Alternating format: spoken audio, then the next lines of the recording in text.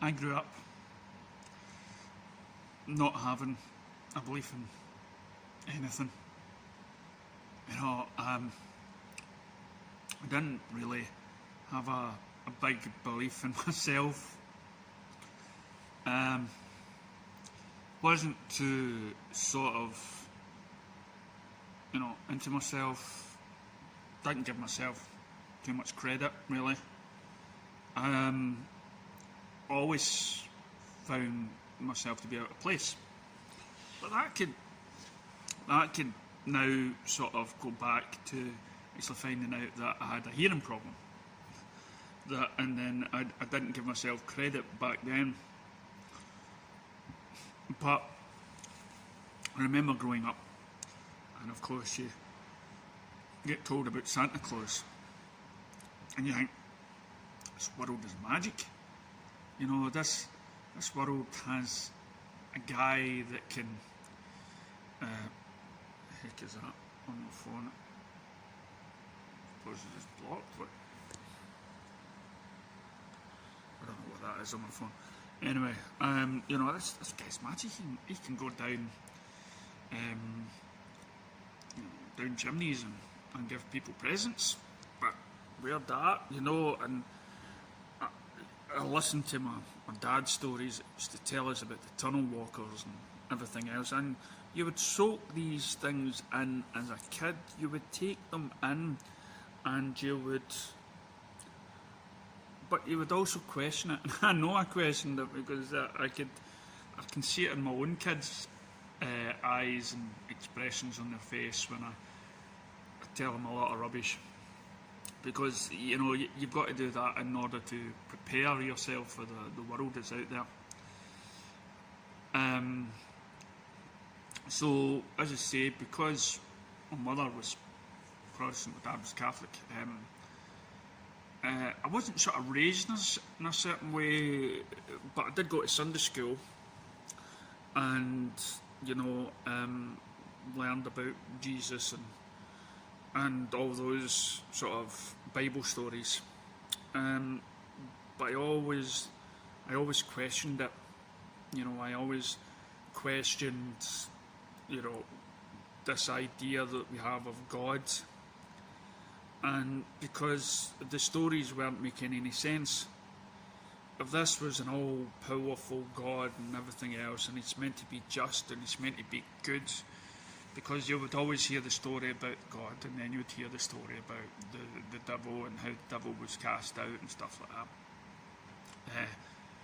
because he wasn't following orders. And that God had spoken to these people, and he had a son which he let get crucified. He told brothers to kill themselves. He flooded the world. So I always questioned God, and I always looked into any sort of proof that Jesus existed and stuff.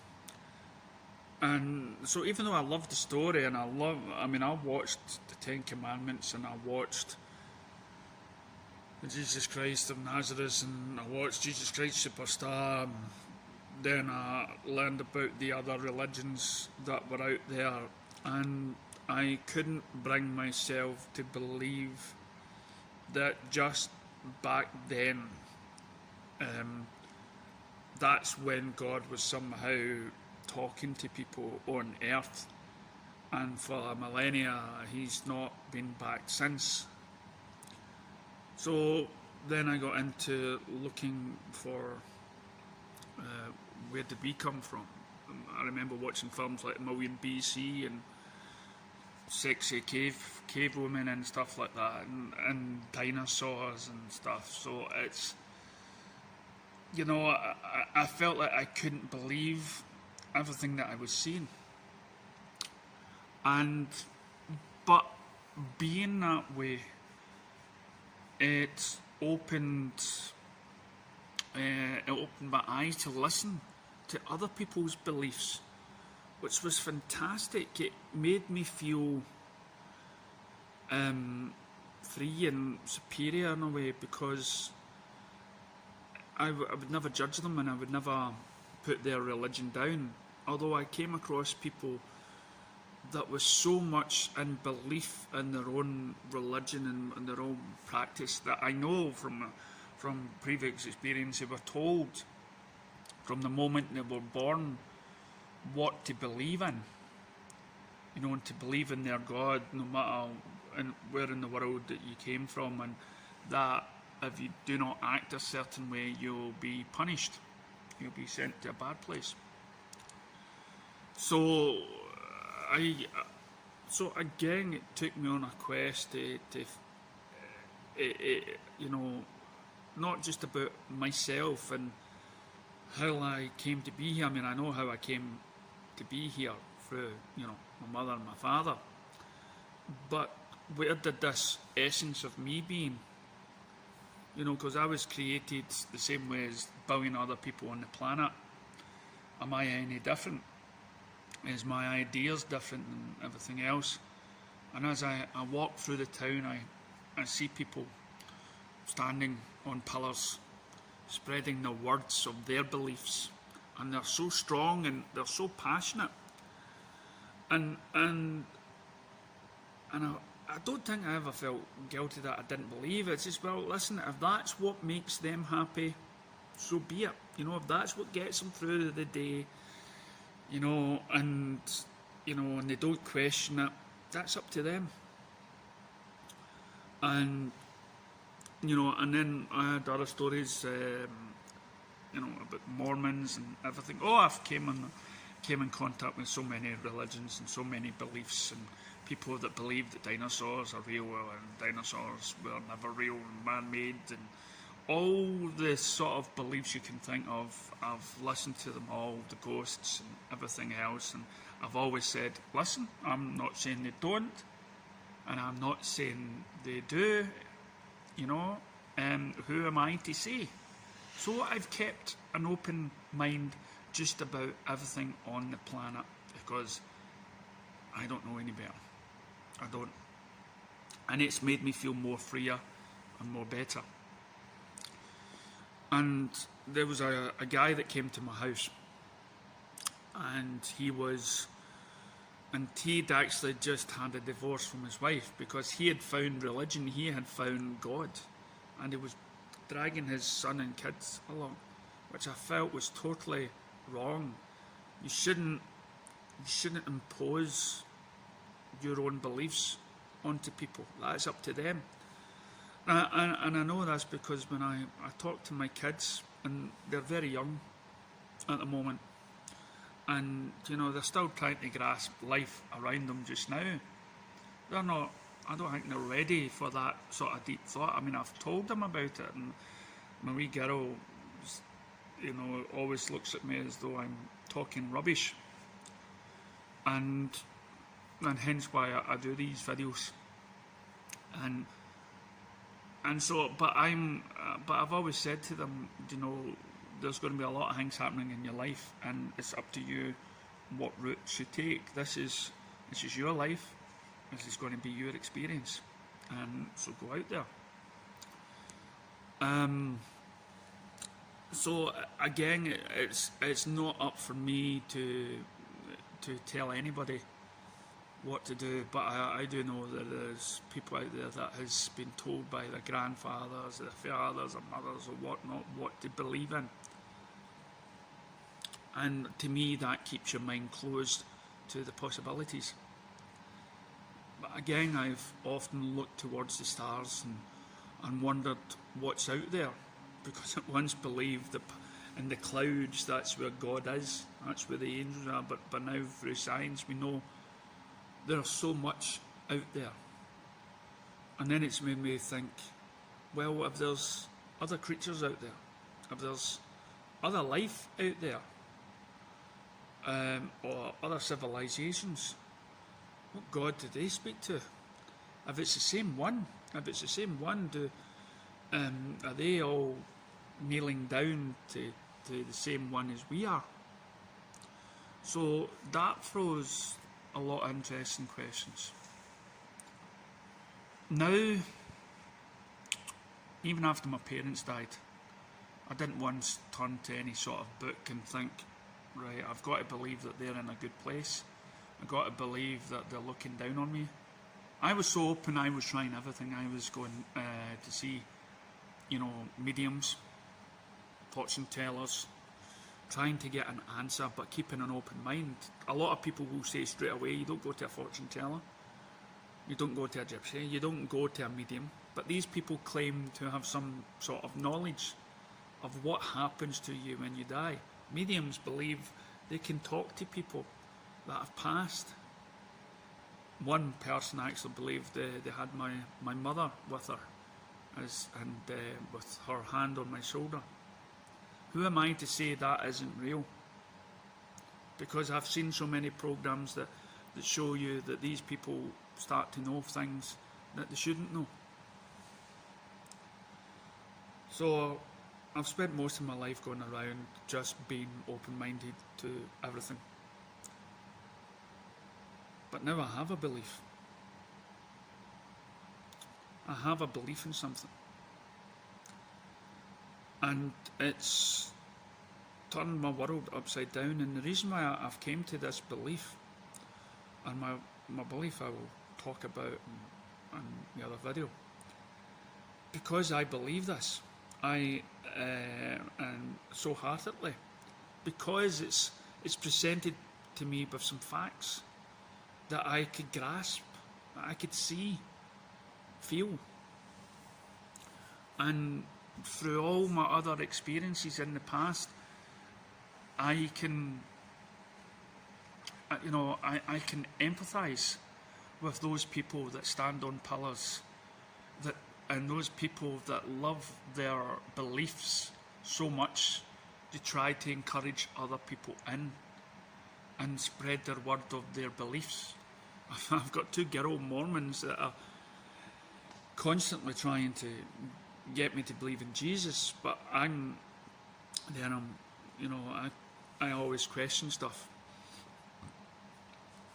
But now I can feel how isolated it is, because a belief is something that you believe so heartedly that you can, just like the old Christians in the past, you could see people aren't ready and to listen to your belief, that you feel alone, and there's other people out there that share your belief, but majority of the time is not close family.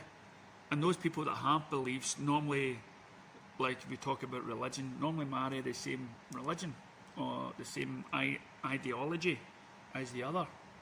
But what if this, like what happened to that man that found religion or whatnot, ended up getting divorced because he went OTT, he went overboard.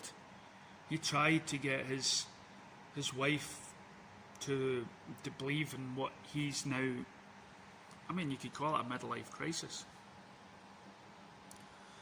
So now, as I go on living my life, I've got to keep all that stuff away from my family and respect their ideas until an ideology of the world and what's going to happen, and stay silent of something that I totally believe in now. So a belief can be very isolating. It can be, and it can tear you up inside. It can make you think about things in life so differently. And as I've seen other people respond to the stuff I believe in, and how their life has changed and how their life is totally different, just like any other belief, once you have found that belief, once you have came in contact with a belief that, and you put your heart and soul into that, it is life changing. And you look for people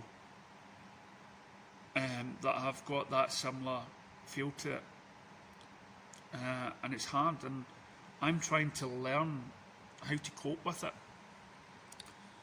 and at the same time try to. I mean, you look at the people in, that did the cults, band people together for mass suicide. It's nothing like that, but it's a belief in something. It could be just around the corner, and with no one there to listen to you, it can be hard. And the only thing we can do just now is, in whatever belief that you are in just now, is just be there. Whatever you believe in, if any of this it hits the fan, that you can be there in a supportive role. For me, it's doing these videos where I can unload this stuff onto either whoever watches it or my family in the future, that they can look back and say, oh, that's what he was going through at that time. Maybe I wish I listened, or look how wrong he was. I don't know, but right now, for the first time in my life, I have a belief, and it has nothing to do with faith. It has nothing to do with an ideology. Well, maybe a part ideology, but it's got nothing to do with like hopes. Mainly, it's to do with facts that I've gathered and pieces I've put together. This is why so many people around the world, like what you would call, people like George Orwell, who wrote 1984 and predicted the future, and theorists and conspiracy theorists out there are so passionate, is because they can see things, they can see patterns and everything else, so they believe in that, and they spend their life getting their word out, and most of them end up being alone and isolated, but not, unless you've got a good family, they'll stick by you and support your beliefs, but not be totally in with it. For me, I believe it's a very solitary thing that you can go through, and it changes your life. And in order to survive it, we've got to